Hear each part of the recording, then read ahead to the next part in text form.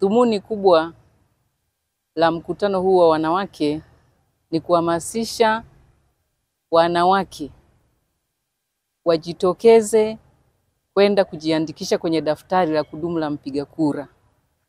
Kwa sababu serikali imekwisha kutangaza tayari kwamba kuanzia tarehe 1 mwezi wa 5 mpaka tarehe 7 mwezi wa 5 serikali imetenga siku hizo kwa ajili ya watu kujiandikisha ambao hawakupata fursa mara ya kwanza.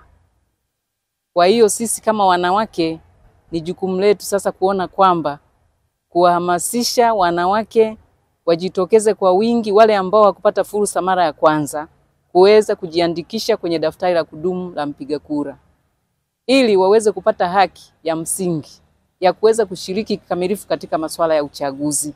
Maana kama mtu hajajiandikisha, manake hana fursa ya kuweza kwenda kuchagua kiongozi anayemtaka. Vile vile kwa kuwa tunaelekea kwenye uchaguzi wa mwaka 2025 ambao ni uchaguzi wa wabunge, wa madiwani pamoja na rais. Na mimi nitoe hamasa kwa wanawake wa mkoa huu wa Geita wenye sifa ambao wanajisikia kuweza kugombea nafasi.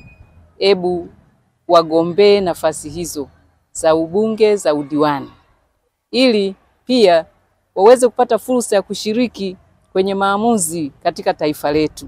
Kwa sababu wote tunafahamu kwamba taifa letu limeundwa na wanawake na wanaume. Kwa hiyo tunapopata fursa wanawake pia kuweza fursa mbalimbali za uongozi, maana yake tunakuwa na fursa ya kuweza kushiriki kikamilifu katika maamuzi ndani ya nchi yetu kwa pamoja, na pia tutaweza kupata kutoa maamuzi yanayohusiana na masuala ya wanawake, kwa sababu sisi wanawake tunajua kabisa changamoto ambazo zinagusa wanawake.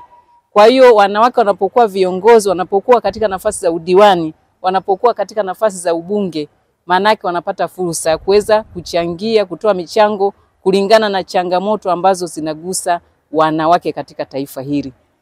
Kwa hiyo ndio maana nahamasisha wanawake wa mkoa huu wa Geita wenye sifa wajitokeze kwa wingi kugombea nafasi mbalimbali ambazo za udiwani na ubunge.